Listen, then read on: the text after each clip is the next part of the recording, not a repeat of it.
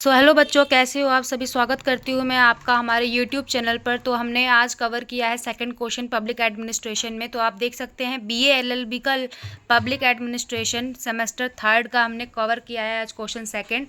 जिस बच्चे ने क्वेश्चन फर्स्ट नहीं देखा वो मेरे चैनल पर जाकर फर्स्ट क्वेश्चन को देखे, स्टडी करे, समझे। कोई भी क्वेरी हो, कोई भी डाउट हो या फिर समझ में आए हो या फिर वीडियो अच्छी लगी हो तो कमेंट करें, शेयर करें, लाइक करके ज़रूर मुझे बताएं।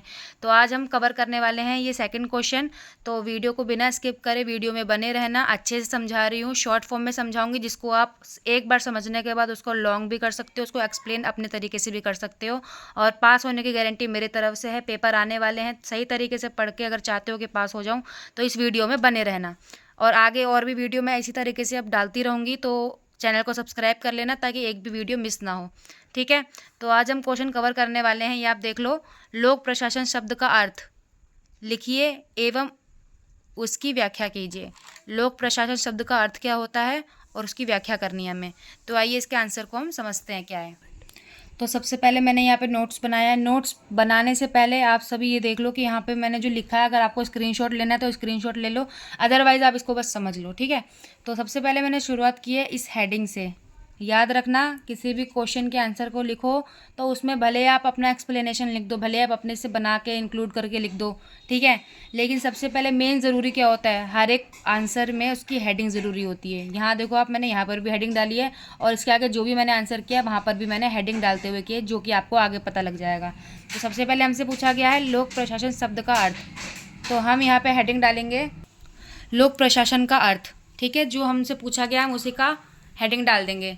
हेडिंग डालना बिल्कुल भी मिस आउट नहीं करेंगे। तो हम समझते हैं यहाँ पे प्रशासन के विशाल क्षेत्र का एक विशिष्ट अंग है। प्रशासन का जो क्षेत्र है उसका विशिष्ट अंग क्या है, लोक प्रशासन है। ठीक है, यहाँ पे हमने लिखा है प्रशासन की व्याख्या करते समय हमने यह स्पष्ट किया था। जब हमने प्रशासन की, यानी कि फर्स्ट क्वेश्चन की बात हो रही है, अभी भी चेक नहीं किया तो तुरंत चले जाओ।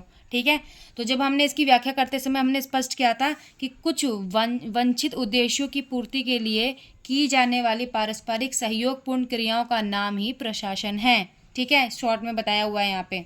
लोक प्रशासन यानी कि लोक प्रशासन मतलब जनहित की दृष्टि से कार्य करता है। ठीक है, अतः इसका संबंध केवल सरकारी कार्यों से है। समझ गए, इसमें कुछ समझाने वाली बात नहीं है। लोक प्रशासन यानी जिसका संबंध किससे हो, सरकारी कार्यों से हो। ठीक है, जो राज्य द्वारा संपादित किए जाते हैं, जो राज्य द्वारा संपादित किए जाते हैं। अतः लोक प्रशासन का भाव प्रशासन की अपेक्षा संकुचित होते हैं। लोक प्रशासन का अर्थ केवल लोकहित की दृष्टि से किए जाने वाले सरकारी कार्यों से है। समझ गए, लोक प्रशासन का अर्थ केवल लोकहित की दृष्टि से किए जाने वाले सरकारी कार्यों से है। यही प्रशासन और लोक प्रशासन का मुख्य भेद है। केवल प्रशासनिक कार्य किसी व्यक्तिक संस्था से संबंधित भी हो सकते हैं, परंतु लोक प्रशासन की सभी क्रियाओं का अंतिम लक्ष्य क्या होता है, सर्वसाधारण का हित करना ही होता है।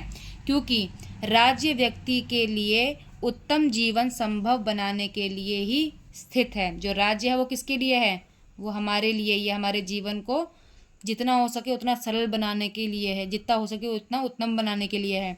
व्यक्ति अपने अकेले प्रयत्न से अपने व्यक्तित्व का समुचित पोषण और विकास करने में असमर्थ है। एक व्यक्ति अगर चाहे कि मैं खुद ही विकास कर लूँ, अपना खुद ही पोषण कर लूँ अपना, तो वो संभव नहीं है। ठीक है, तो वो राज्य है, राज्य किससे करवाता है, लोक प्रशासन से करवाता है।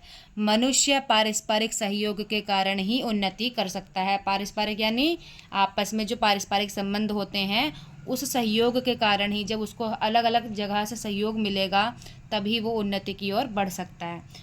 तो अब हमने पढ़ लिया उसका कि क्या होता है उसका मतलब। ठीक है, हमारा पहला टॉपिक कवर हो चुका है। अब देखो, सेम मैंने यहाँ पर भी हेडिंग डाली है, ये मैंने आपको समझाने के लिए डाली है। कुछ भी हो, कैसे भी हो, किसी भी आंसर में बिना हेडिंग के लिख के मत आना, क्योंकि टीचर को पता नहीं लगता कि आपने लिखा क्या है।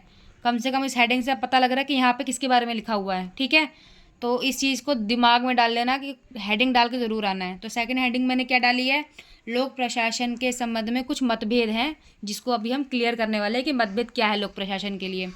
तो मैंने ये शॉर्ट में लिखा है, वैसे है तो ये लॉन्ग, आप इसको लॉन्ग बना लेना, पहले समझ लो क्या है ये। मतभेद पहला है इसमें कार्यपालिका से संबंध। कुछ मतलब कि जो हैं, कुछ जो लेखक हैं वो ये बोलते हैं कि लोक प्रशासन का संबंध जो है वो केवल कार्यपालिका से है, ठीक है। लेकिन कुछ लेखक ये बोलते हैं कि नहीं जी, लोक प्रशासन का जो संबंध है वो अलग अलग मतलब और भी जगहों से है, इससे ही नहीं है सिर्फ।